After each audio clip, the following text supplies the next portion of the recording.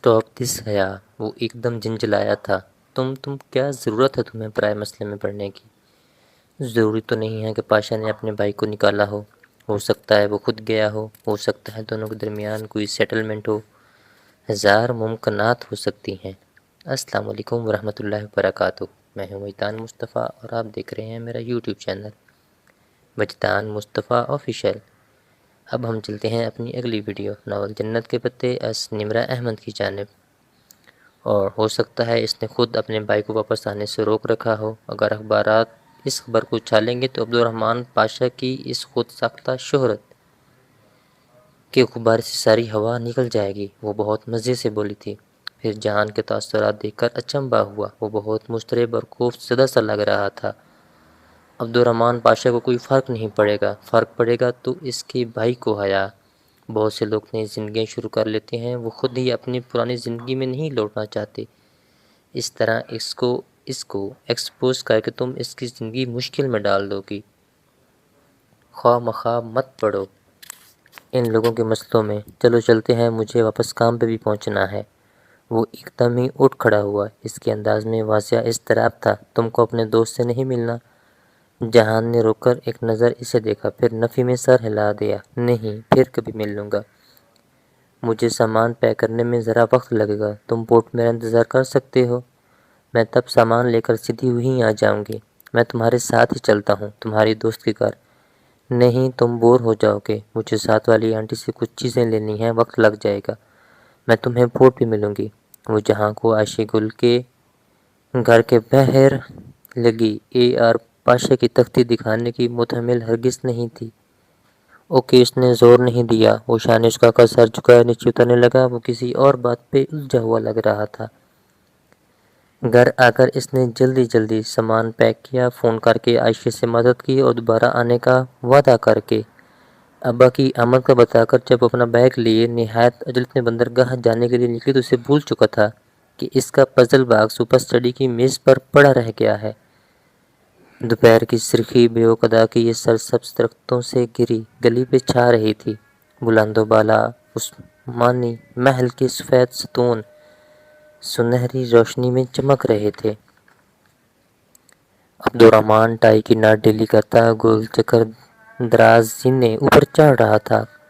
اس کے جوتوں کی دمک پہ کچن میں کام کرتی عائشہ کے سبزی کاٹتے ہاتھ رک گئے۔ گھر میں جوتوں سمیت صرف عبدالرحمن ہی گھوما کرتا تھا۔ وہ مڈل کلاس ترکوں کی طرح گھر سے باہر کبھی جوتے نہیں اتارتا تھا، بلکہ استنبول کے ہائی ایلیٹ کی طرح قالین پہ بھی جوتے پہن کر بہت تفاخر سے چلا کرتا تھا۔ عائشہ نے صبح ہی اسے MS کر دیا تھا کہ حیا کل چلی گئی ہے اور رات میں آنے بھی آ گئی تھیں، وہ چاہے تو گھر آ سکتا ہے۔ سو وہ آ گیا تھا۔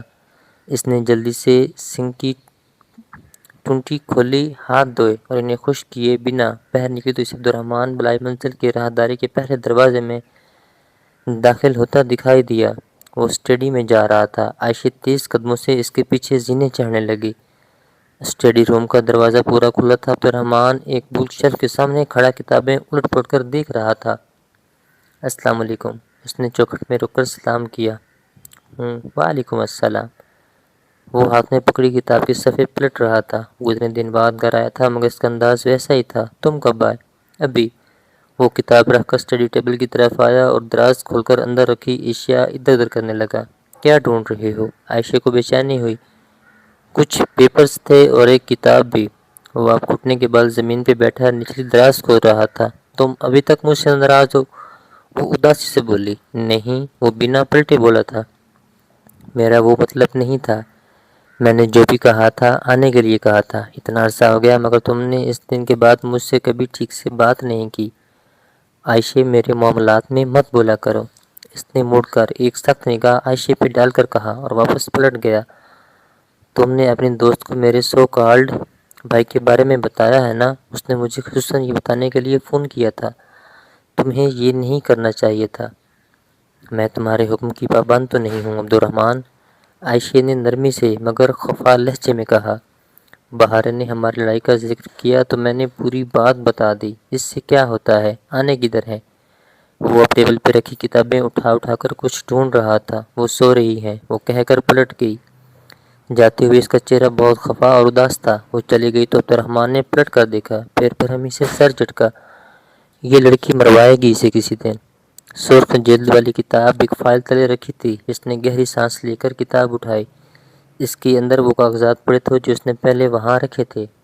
کتاب اٹھا کر وہ پلٹنے ہی لگا تھا کہ اس کی نگاہ ایک شے پر رک گئی۔ وہ ایک سیاہی میل پزل باکس تھا جس کی چاروں طرف جلی ہوئی لکیر تھیں اور ان پہ سنہری حروف ابھرے ہوئے تھے۔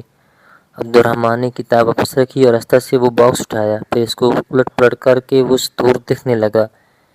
ایک شیر تلے کو ڈبار کے چھپے چوکھٹے بنے تھے اور ان میں متفرق حروف ابھرے ہوئے تھے۔ وہ باکس پکڑے باہر آیا۔ عائشہ کچن سے اسی وقت نکلی جب وہ سیڑھیاں اتر رہا تھا۔ عبد الرحمن نے نامحسوس انداز میں باکس والا ہاتھ پیچھے کر لیا۔ عائشہ نے اسے نہیں دیکھا تھا۔ وہ سیدھی اپنے کمرے میں چلی گئی۔ وہ راہداری سے گزر کر پچھلے دروازے سے ہوتا ہوا عقبی باغیچے میں آ گیا۔ وہاں کونے میں عائشہ کی ورک ٹیبل رکھی تھی جس پہ بہارے کوئی کلر رنگ بک رکھے رنگ بھر رہی تھی۔ بہارے سے وہ آتے ہوئے مل چکا تھا، سو اب اسے آتے دیکھ کر وہ سادگی سے مسکرا دی۔ بہارے وہ مدھم مسکراہٹ لبوں پہ سجائے اس کے قریب آیا اور پزل باکس اس کے سامنے کیا۔ یہ کس کا ہے؟ اوہ یہ تو حیا کا ہے۔ وہ یہیں بھول گئی۔ وہ حیرت سے بولی، کل اس کا کزن آیا تھا تو اسے جلدی میں جانا پڑا۔ تمہیں پتہ ہے اس کا کزن بہت ہینڈسم ہے۔